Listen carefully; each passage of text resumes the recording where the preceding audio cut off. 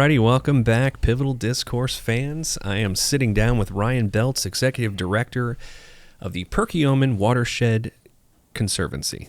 You got it. How are you, Ryan? Good. How are you? Good. Thanks for coming on the show. Happy to be here. So can you fill us in a little bit about your background? Where'd you go to school, and what is it that you exactly do? Sure. I do a little bit of everything. My background is in English, so I have 2 degrees in English, one in journalism, and then my master's degree is in literature. Wow. So actually transcendental literature, Wow. which, is not really useful. How does one go from an English major to working outdoors? Sure, yeah. So college jobs, being outdoors.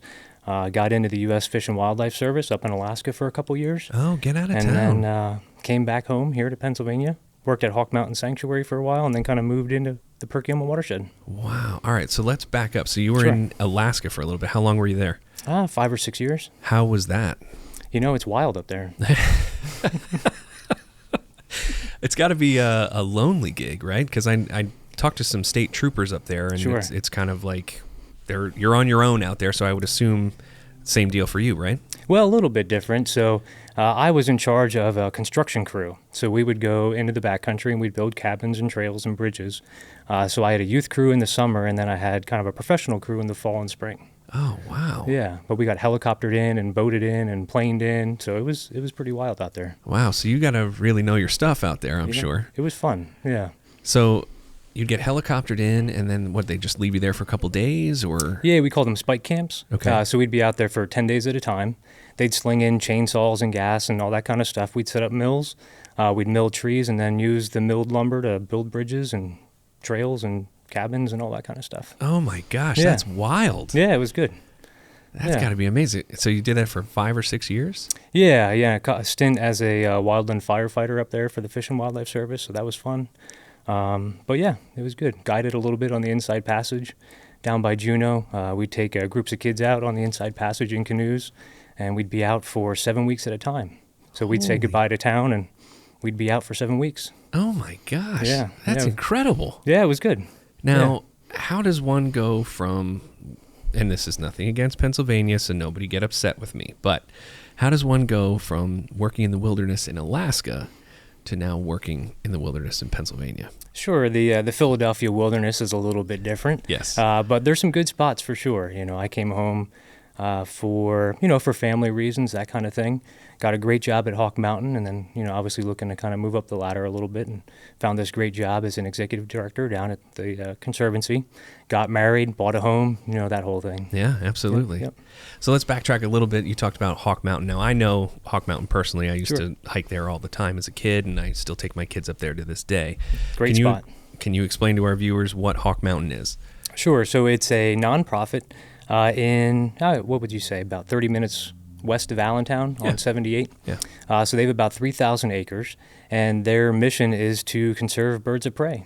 So they bring people in from all over the world. They have about 10,000 members, maybe 100,000 people visit every year to kind of take part in the trails and the migration and that kind of thing. Yeah. But yeah, pretty popular. And Hawk Mountain has changed quite a bit since when I was a kid. Sure. When I was a kid, it was pretty much like a couple of trails. Now they've got a beautiful visitor center and a whole bunch of stuff. Sure. So things have changed over time. But sure, and I think the pandemic has really helped, not helped with the change, but has encouraged the change just because so many people are getting outdoors.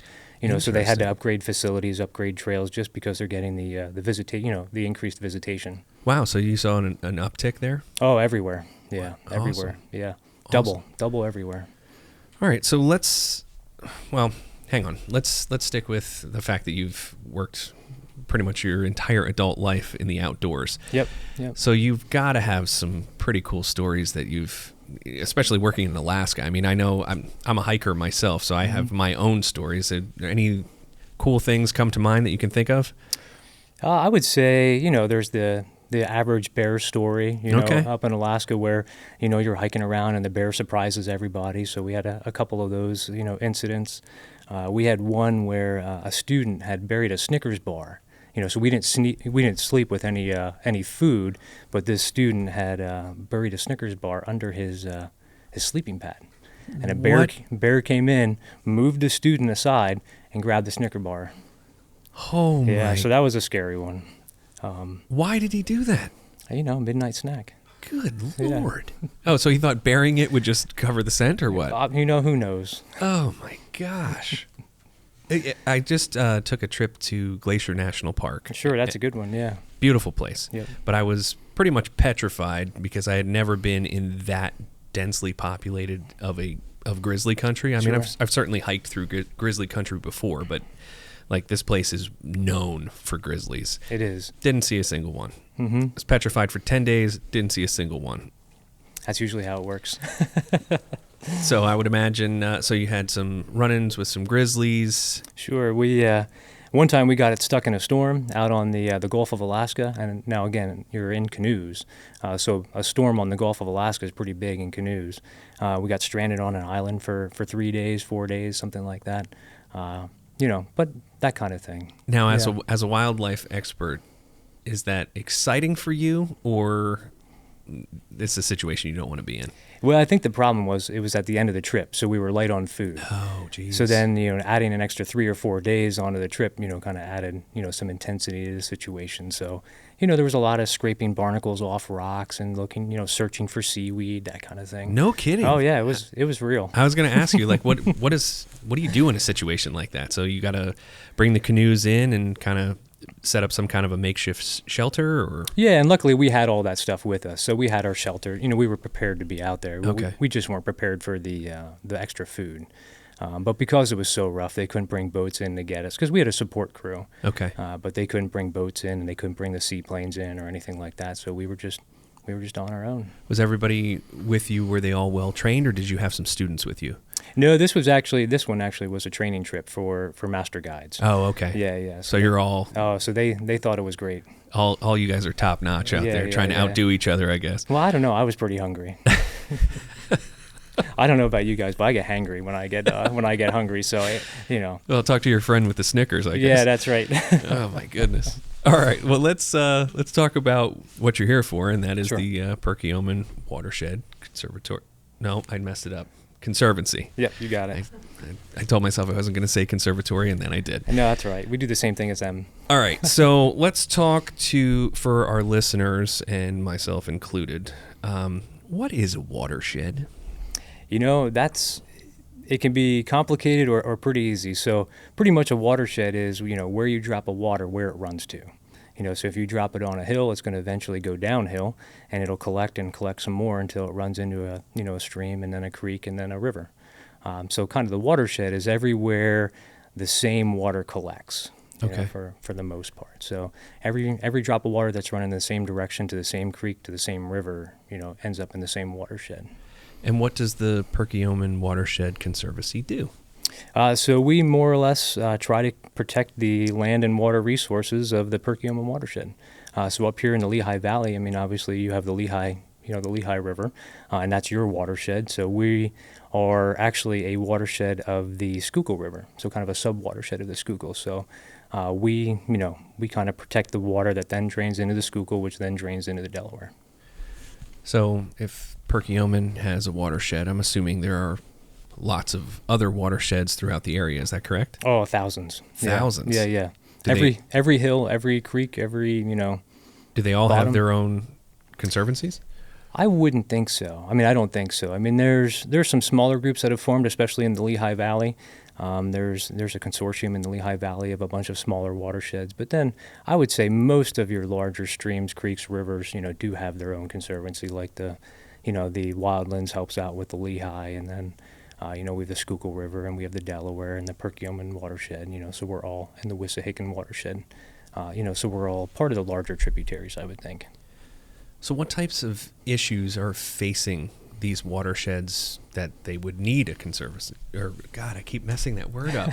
Conservancy. Let's say, just with all the paving of surfaces and all the water that's being piped to the creek, as you can imagine, the storm water and some of the large storms we've had, like Ida, over the last couple of years, have really kind of shown that we need to protect our waterways and also our land, because our land is what holds the water back. So really, in the past few years, we've noticed a storage issue with our water. So the idea is get the water away from the roads, get it away from our houses, and to the creeks as soon as possible. But then that creates kind of the flash flood scenario. And that's kind of what we're seeing now is the flash floods running through, most of our smaller watersheds and our larger watersheds as well. Is it just a flooding issue, or is there other issues that are affecting the watershed? Sure, development and that kind of thing are definitely a problem. But for the most part, I mean, our water is much cleaner now than it was, 50 or 60 years ago. I mean, you hear some of the stories of how you could walk across the Schuylkill River, and how one day the Schuylkill River caught on fire in Philadelphia. So, I mean, those things don't happen anymore. So, in some sense, we're in a much better place than we were. Hold on. The Schuylkill River caught on fire. Yes, I can't remember what day it was, or what year it was, I should say.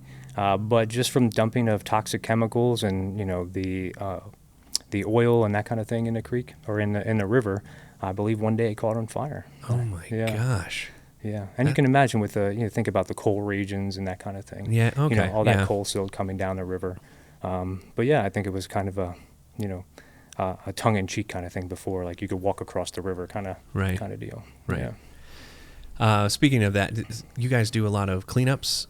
We do. Yep. We actually have our annual stream cleanup coming up next Saturday. Oh, cool. April 2nd. So we're the largest single-day stream cleanup in the state of Pennsylvania. No kidding. Yep. So we're coming up on almost 2,000 people signed up for the day. Yep. 2,000? Yep. So it's grown a lot in the last couple of years, especially the last 3 or 4 years. It seems like people really want to get out and give back to the places they find special.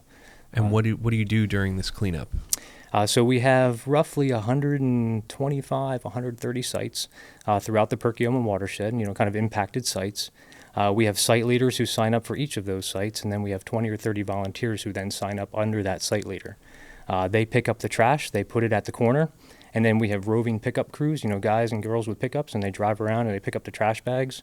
And then we have roll-off dumpsters staged throughout the watershed, and we kind of pick everything up, throw it in the roll-off dumpsters, and then take it away. Is it mostly land pickup, or are you guys actually going into the water and pulling stuff out of there too? We do some water pickup, but not a whole lot, just because it's early in the season. So we're worried about the cold water in early April. So it's mostly land pickup this time of year, like stream banks, that kind of thing. Unless you see like a ginormous tire that's sitting there, and you're like, that's got to go. Tractors are big. Really? Long tractors. Yeah, pulled out a lot of lawn tractors. No kidding. Yeah. That's gross. Yeah. Why would somebody do that? I don't know. I think they wait for the water to rise. They put it at the edge of their property, and then it floats down. Oh, it just happens to Yeah. fell in. There My it goes. bad. Yep. Not my problem anymore. But last year we had 120,000 pounds we pulled out. 120,000 pounds of trash? Yep. Every year. Holy and cow. about 250 tires. So it really adds up. Yep. But that's every year. What is there, like a litter pandemic in the Perkiomen area, or what's I going don't know. on? I'm not really sure. I mean, we keep doing it, and it keeps coming back. Oh my gosh. Yeah. And Ida had something to do with that as well. So we, obviously there's a lot happened with Ida. So I would say typically we're about 60,000 pounds, but we were almost double last year because of Ida. Okay. Yeah. Well, I noticed when I was doing my research for this, you guys do a lot of events. Yes, a lot of events. Can you talk to me about some of these? So we're a little bit different than maybe some other land agencies, land groups. Our idea is to really engage the community. So we don't own land other than like our office building, and we rent a couple pieces of property. We have a couple greenhouses, that kind of thing that we rent. But for the most part, our goal is to engage the community. So that's why we have so many events, maybe more so than some other groups. We just want to get more people involved, in kind of protecting the spaces that they hold dear. So talk to me a little bit about some of these events specifically. For example, you have the Lenape Survival Challenge. Now, what's interesting about that, we just had a couple of weeks ago Frank Whalen, who's a historian on our show, and he was talking all about the Lenape. And then when I saw this, I was like, man, get out of here. That's amazing. That's like twice in 2 weeks I've heard the term Lenape when I never even heard that term before, thanks public school system. There you go. But yeah, talk to me a little bit about the Lenape Survival Challenge. It looks awesome. Yeah, so this is our 30th year for running the race. And the idea is that, like the Conservancy, we want to show the connection between land and water. And so that's what the race really is, the thrust of the race is to show the connection between land and water. So it's a 5-mile trail race, running race, and then participants jump in canoes and paddle 3 miles down the Perkiomen. So it's kind of like a duathlon, biathlon kind of thing. Single canoes or is it pairs? Yeah, pairs. So actually we added a new feature maybe 3 or 4 years ago where you could do it solo, but most people do it in teams. So teams of 2 people get together and they run together and then they paddle together and, then their times are, they get timed together kind of thing. Oh, that's way cool. Yeah, so it's teams and then, obviously now they're solos where one person runs and then gets in a kayak and then paddles down in a kayak. But it's been pretty popular, so we typically get about 350 people for it. We're really limited by the number of canoes we can get. Okay. So that's kind of the limiting factor of the race. Yeah, that was my next question. Is it BYOC? Yeah. No, it's we've been trying to provide canoes. Just it makes it easier when you have all the same canoes, all the same PFDs, all the same paddles, and then people just grab and run. So we've been trying to do that. But I think the neat thing is, in our area in the Perkiomen Valley, we're trying to reconnect with the Lenape Nation. So they are moving back into the area, or having a presence, I should say, back in the area. And I believe next year we will have a delegation from the Lenape Nation at the Lenape Challenge. Get out. Yeah. So it should be pretty fun, I think, next year. I was hoping to have it off the ground for this year, but it didn't quite make it. Well, yeah. Blame it on COVID. There you go. Blame it on everything else, so why not? Sure. Let's talk about the Perkiomen Creek Sojourn. Sure. That's a more laid-back event. So we have the Lenape Challenge, which is definitely a grueling race, and people definitely race it. But it also is a personal challenge. The Lenape Survival Challenge is a personal challenge, in that we don't have any cutoff times. So people run it as fast as they can. But we also want to support those people who for them it's a personal challenge and they just want to finish. Sure. And we fully support that, and want people to meet their own goals. And you said it's a 5-miler? It is. Yep. Okay. Yep. So that definitely is more of a race aspect. The Sojourn is more of a laid-back community event.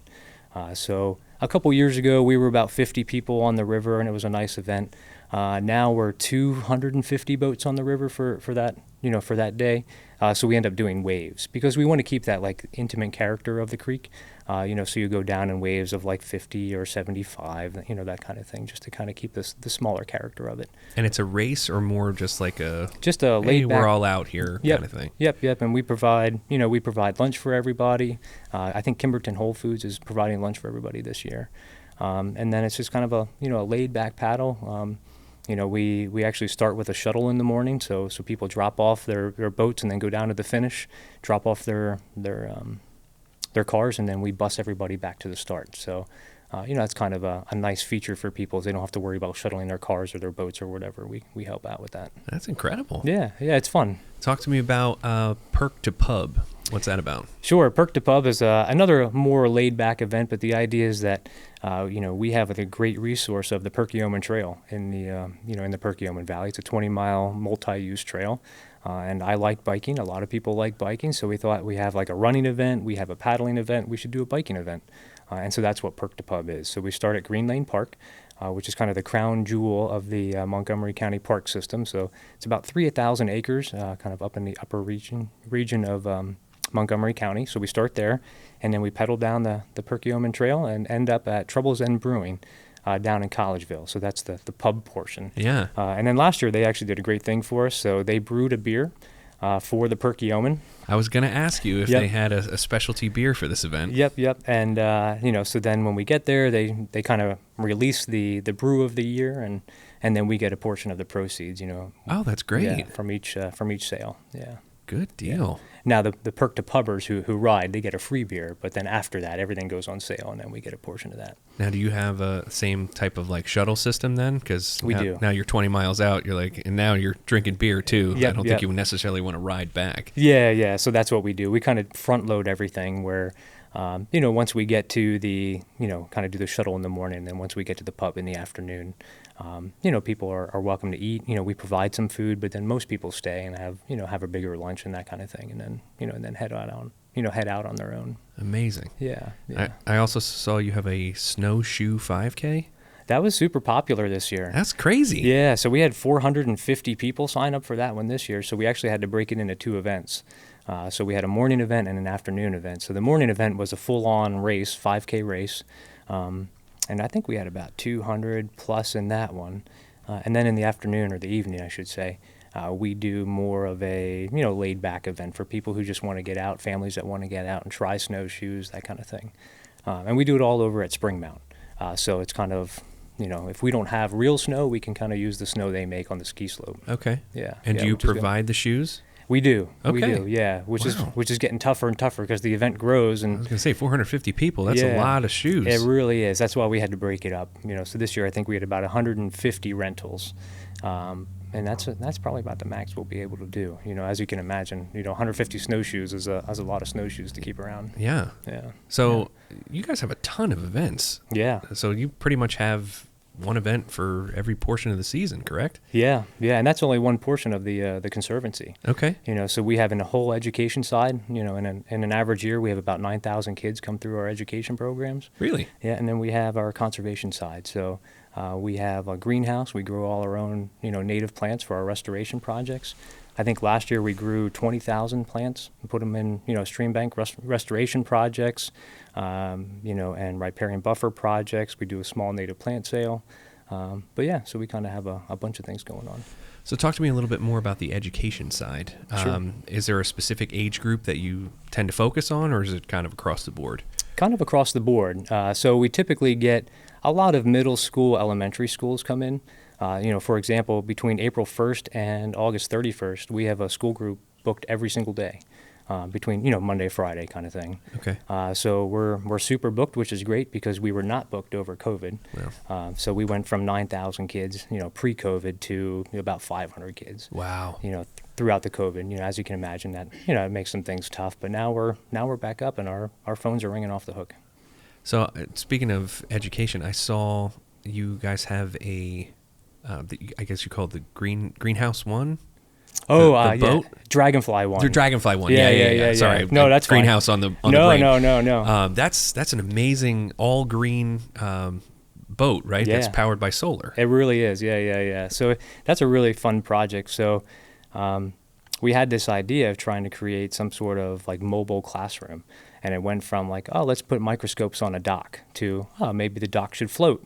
And then it went from that to let's buy a 24-foot boat and totally retrofit it. So now our 24-foot pontoon boat has Wi-Fi, it has microscopes, it has iPads, it has laptops, it has everything. So my gosh. And then coming with it, we have about 25 kayaks.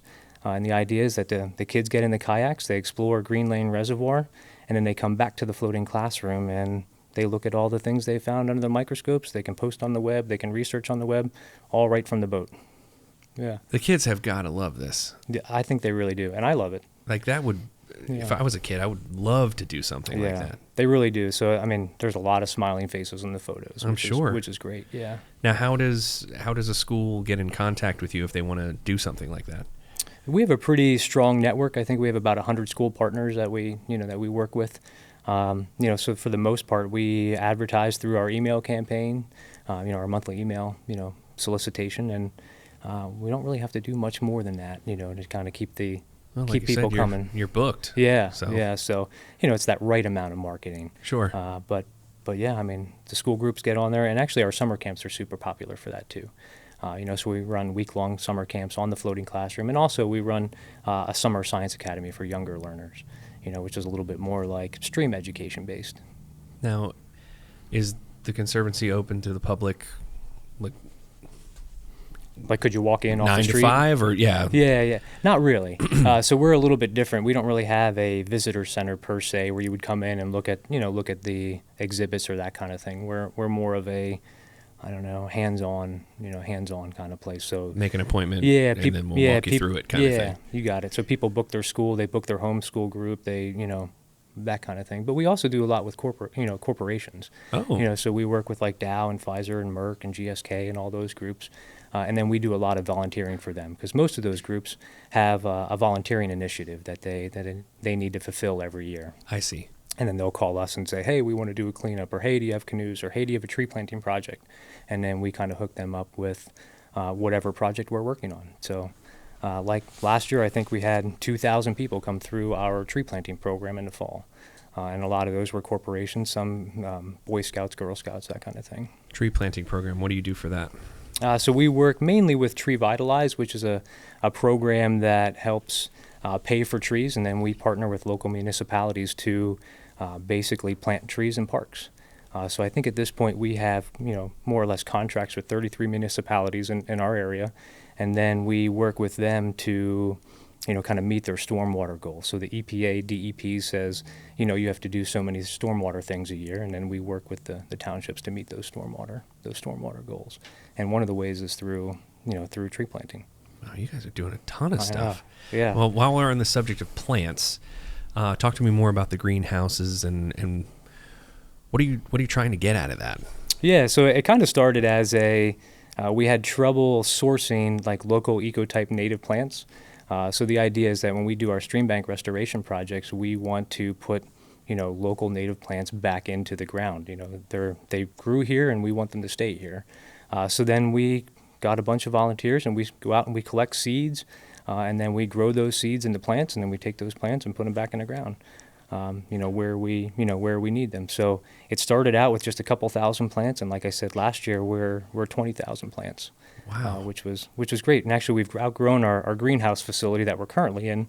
And the exciting thing is we are now taking over a 70-acre farm in Lower Salford Township, kind of an old historic farm, and we'll be building new greenhouses there. Wow. Yeah, so it should be pretty fun. Now, how many folks do you have overseeing that? Because, that's no small operation. Yeah, so we actually are a small operation, so we're about 7 full-timers. Okay. At the Conservancy, and then we have a bunch of part-timers, but we have a great board and we have a lot of volunteers. So, in a typical year, we'll have anywhere between 4,000 and 6,000 volunteers, come through, including the stream cleanup, and then a bunch of other things, a bunch of our other projects.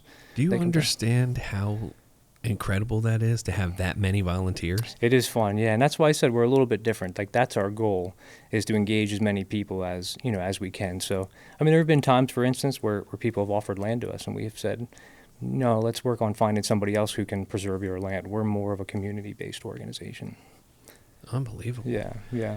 Now, I would be remiss if I didn't mention our sponsor, St. Luke's. Can you talk to us a little bit about how St. Luke's is tied to? Sure. We've done a couple of things with St. Luke's over the years. So I know St. Luke's has been part of our sojourn, like the Perkiomen Creek sojourn. They've come on down. I think there's a St. Luke's flag floating around somewhere from the sojourn. So that's been really good. The other thing is we had the St. Luke's team come down and help out with our Perky Bay expedition. So one of our programs is a youth program.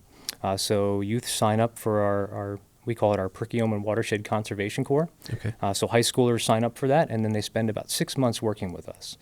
They work with our conservationists and our educators, and they kind of get a broad-based environmental education. And then at the end of that, we do a 5-day paddling expedition. So we get in canoes, fully loaded with camping equipment and food and water and all that kind of stuff in the Perkiomen. We paddle all the way down the Perkiomen, and then we get on the Schuylkill. We paddle all the way out the Schuylkill through Philadelphia. Whoa. And then get on the Delaware and paddle down the Delaware. So it's a 5-day trip, about 50 or 60 miles. And I believe the second year we did it, St. Luke's came along and did a video for us. Oh, that's amazing. Yeah. So now, a great partnership there. Do you teach like survival skills and things like that along the trip? Yeah, so it's a little less survival and probably just a little more like paddling techniques, a little more environmental awareness. So we meet with partners, along the way, where we might have like the Schuylkill Heritage Area come out. We might have Fairmount Waterworks come out. We have Drexel University come out. Wow. And Bartram's Garden's another big partner. So they kind of come out and they give a little talk on, kind of on what they're doing, as we're going down. That way the kids get, kind of see this, bigger network that we're tied to. And that was the original goal of the Perky Bay expedition, was to show that the Perkiomen is not really isolated. I mean, we're part of this larger watershed. Sure. And are part of these larger groups, So that's the idea, is that we float through or paddle through all those groups and all those watersheds that we're a part of. Is there anything the Conservancy does not do? Well, I don't know. It's been a lot of fun, and I have a great staff, and pretty much I come up with a crazy idea, and we find a way to to pay for it and make it work. So, we talked a ton about what the Conservancy does. Yep. Do you ever get concerned you might get too big? Sure. I think there's always that, that scary aspect of it where you have too many events or too many projects that you'll burn out your staff, or you won't have enough community support to run the programs. I mean, that's a lot to manage. It really is. Just even the events alone. I mean, you guys have what, 4, 5, 6? I think 13. 13? Yeah, because we have an annual benefit as well that we do. Oh my gosh. And a bunch of other things. A winter race series. We do you sleep?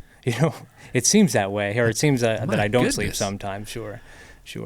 But I think 11 or 13 events is kind of what we hold on top of our our normal conservation education programs. But that's a lot to maintain. It is a lot to maintain. Yeah, we're always running, and I think that's one thing that we have to look at in the future is what is the capacity of the staff and what is the capacity of the area. We don't want to get bigger than our community, and I don't want to burn out the staff. So it's a fine line between staying relevant and staying in the community and running fun events and potential burnout, I guess. But I did notice you left yourself some room for growth. I mean, your boat, what's the name of it again? Dragonfly 1. That's right. So it's the Dragonfly 1, meaning that you are planning a Dragonfly 2? I think we need some sort of support boat. Okay. So whatever that means, whether it's a safety boat or another fishing boat, because one of our big sponsors for the floating classroom is Aqua, but then also Fish and Boat Commission, and some of their big targets are trying to increase recreation on the Green Lane Reservoir. So we want to try to maintain the goals of our partners, and they kind of align well with ours. Water quality, and then also providing access to to fishing and boating. Do you have any other kind of cool ideas like the Dragonfly 1 that you have kind of brewing in the background? Well, I might be afraid to say this because somebody might steal it from me. Oh. But we do have an idea of maybe one day getting a school bus. So one of the struggles that we have is field trip costs are getting more and more expensive for schools. And so one idea we had was, well, let's bring the watershed to the schools. And I think a great way to do that would be through some sort of converted bus. So buy a school bus, turn it into a mobile lab, mobile watershed, just like we did with the floating classroom. So that could be on the horizon. Interesting. So like the bookmobile for water conservation. You got it. Love it. Yeah, Love yeah. it. What a great idea. Yeah, I think it'd be really fun, and I think the most fun part about it would be I would drive it. Do you need a special license to drive a school bus? I think you do. All right. Yeah. All right. Well, yeah. Go get it. Yeah. Why not? So let's head back for a minute. We had talked briefly about plants. Sure. I'm assuming the watershed has some invasive plants as well. Is that an issue? Sure. Probably too many. Oh, okay. Yep. So obviously invasive plants, on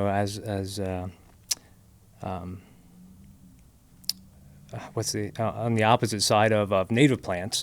So native plants were here, kind of pre-Columbian, pre-us here. That's kind of the definition that we use for native plants. They were ones that kind of grew up with the local environment, so they're part of the environment, and we want to make sure that they stay part of the environment. The converse of that are invasive plants, and those are ones that did not originate here in the United States. They came from parts elsewhere. And I think the problem with invasive plants is they have no competitors, so they're not eaten by anything. Bugs don't get after them. The weather doesn't seem to affect them as much. And they kind of take over, and they take over the areas where we want native plants. So then we try to, eradicate those invasives or keep them in check so that our native plants can thrive and support, our local insects and our local flora and fauna. So I always tell my kids, if you have a question, you should ask it, even though you may feel dumb. I guarantee you there's somebody else in the classroom that doesn't know the answer too. So just Sure. ask the question. So I'm going to ask this. If invasive plants are non-indigenous to the area, how do they get here in the first place? Sure. So I think one of the poster species right now is the lanternfly, the spotted lanternfly. Oh, yeah. So they're a big problem in the area, but they came over, I believe, on a pallet of stone from somewhere in Europe, I think. No kidding. So they were just attached to the stone, and they came over here, and next thing you know, they're everywhere. So that kind of happens with plants as well. One of the big ones that we don't actually take care of, but is kind of ubiquitous in the forest is we call it the Japanese stilt grass or Chinese packing grass. And that was actually packing material for China, like people purchased back in the 1920s. Okay. So, the China would come over in crates and they would use this grass to, secure the China. And then it eventually got out into the woods and along the waterways and here we go. Oh my gosh, that's incredible. Yeah. So it's, one small action can turn into a big deal later on. Yeah, and it actually started in this area, with the canal system. So the China being shipped up the canals, like up the Schuylkill Canal and the one in Lehigh here. So it kind of moved its way up the canals and spread into the waterways that way. Wow. Yeah. That's unbelievable. Yeah. So we talked about Japanese stillgrass. Sure. Are there any other invasive species, plant or animal, that we should be concerned about? Sure. I mean, there's dozens out there, and I think one of the things that we did at the Perkiomen Watershed is we said, what, we can't tackle all of them. There's just way too many of them. They're just too prevalent, in our waterways and on our land. So what we said is we're going to tackle one. So our goal at the Perkiomen Watershed is to eradicate one species, and that's the European water chestnut. So the European water chestnut is a little different than other plants in that it's easy to hand pull, and it doesn't create a new root structure if you break off a piece. Like there's another one called milfoil, where if you break that off in the water, every small piece, no matter how big it is, floats downstream and roots and starts a new problem. Whereas that's not the case with water chestnut. You can kind of pull it out. You can get to it before the seeds, and make an impact. So we've been working on the water chestnut eradication for maybe 10 years now. And at one point, we were really failing. It was really getting ahead of us. But I would say at this point, we manage 16 infestations throughout the watershed. Wow. And I would say 12 are almost non-existent anymore. So there's 4 that we're still dealing with. And then we still do go around every year. We have a team of people and volunteers, team of staff and volunteers who go around and, check on all those 16 infestations. But really only 4 that we're currently monitoring.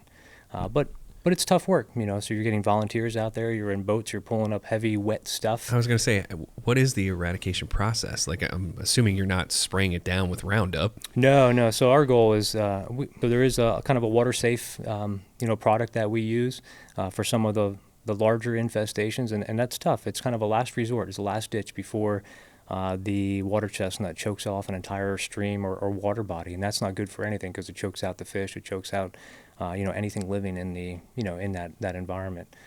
So we don't actually deal with that. We get somebody else to deal with that. We only deal with hand pulling, which is great for volunteers. So we get boats out there, we get volunteers out there, and they pull the water chestnut, and we make big compost piles of it, and Wow. Just kind of let it go back. So, but it is an ongoing it's an ongoing problem, and really hard to get funding for.